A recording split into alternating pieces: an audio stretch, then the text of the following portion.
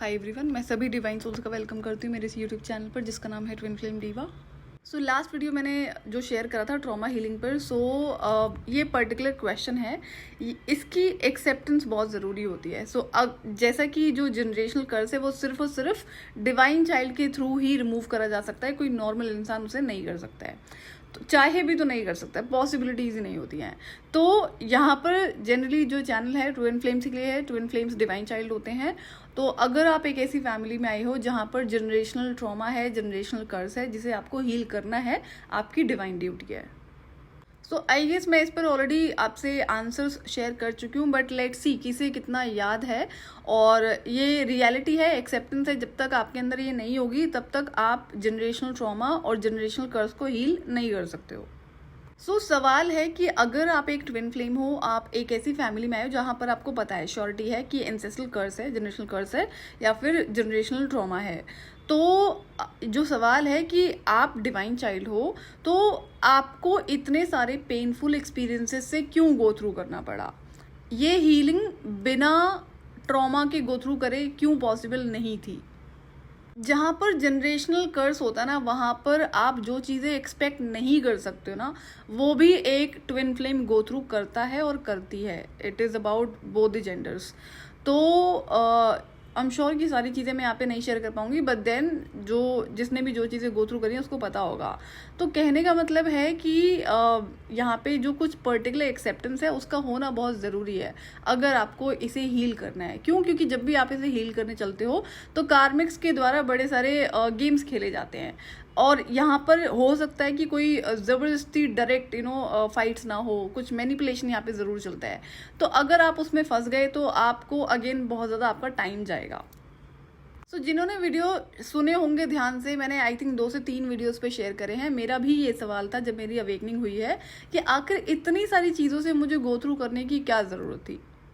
Question है कि आप अगर डिवाइन चाइल्ड हो तो आपने इतनी सारी चीज़ों से गो थ्रू क्यों करा, जो पता है कि आपको हीलिंग करनी है, तो स्टिल बिना इन चीज़ों के गो थ्रू करे क्यों ये जनरेशनल ट्रॉमा, जनरेशनल कर्स हील नहीं करा जा सकता था।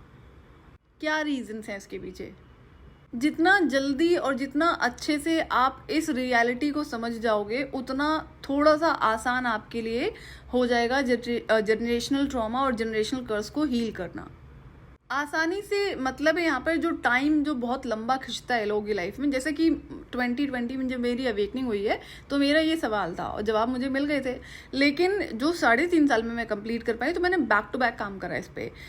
तो वही बता रही हूँ कि अगर वो एक्सेप्टेंस नहीं होगी, इस पर क्लैरिटी नहीं होगी, तो फिर वो देखो करना तो है ही आपको। अगर आपकी अवेकनिंग हो चुकी है, आपको पता है आप ऐसी फैमिली में आए हो, आपके ऊपर रिस्पॉन्सिबिलिटी है इसको हील करने की, तो हीलिंग तो आपको करनी है, आप उस जर्नी पर हो, लेकिन जो टाइम है वो आपका बच जाएगा। और लाइफ के बारे में जितनी ज़्यादा आपको मेंटल क्लैरिटी रहती है उतना आपकी जो लाइफ है वो आसान होनी शुरू हो जाती है।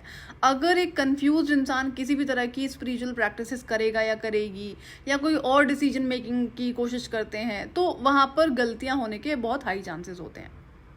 इस पर्टिकुलर क्वेश्चन पर जो सवाल मैंने आज आपसे पूछा है, जो रीज़न है इसमें, तो इस पर मैंने आई थिंक 2 से 3 वीडियो शेयर करे हुए हैं। अब मुझे नहीं याद है कि मैंने एग्जैक्ट टाइटल मेंशन करा है नहीं करा है कि क्या रीज़न था इतने सारे पेन से गो थ्रू करने का अगर आप डिवाइन चाइल्ड हो तो, बट वीडियो शेयर करा है इतना मुझे याद है। तो अगर आपने सुना होगा, याद होगा, देखो कोई रटने वाली चीज़ें तो है नहीं, ये तो समझने वाली चीज़ें हैं, आपको समझ में आनी चाहिए, तब जाकर आप अपनी हीलिंग को कर पाओगे। क्योंकि जब भी आप अपनी हीलिंग करना शुरू करते हो तो कार्मिक्स बहुत बड़ा रोल प्ले करते हैं यहाँ पे ना, आपको कॉन्टिन्यूसली फंसाई रखने का, बार बार उन चीज़ों को रिपीट करने का, ताकि आप उन्हीं चीज़ों में फंसे रहो।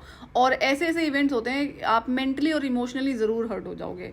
फिजिकली अगर देखो मेंटली और इमोशनली आप हर्ट होते हो तो फिजिकली आप ऑलरेडी डाउन हो जाओगे, और अगर आप फिजिकली डाउन हो जाते हो, हेल्थ ख़राब होती है, चाहे कुछ टाइम के लिए हो, तो जो डार्क फोर्सेज होती है उनको ऑप्शन मिल जाता है आपको और कुछ लंबा टाइम तक उस एनर्जी में रखने का, जो लोअर वाइब्रेशनल एनर्जीज होती हैं।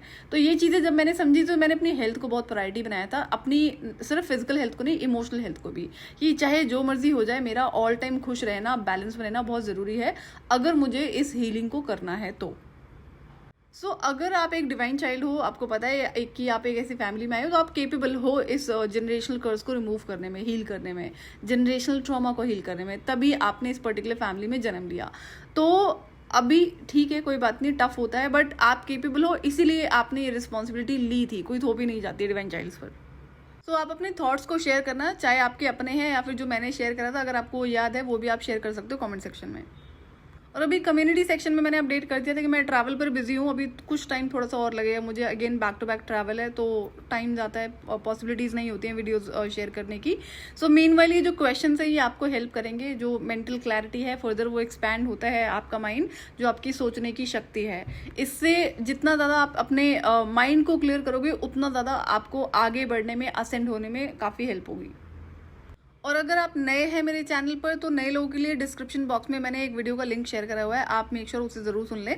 लेवल 1 और लेवल 2 का कंप्लीट इनर वर्क मैं चैनल पर शेयर कर चुकी हूँ, उसमें आप कोई भी चीज़ स्केप नहीं कर सकते हो अगर आपको आपका इनर वर्क करना है।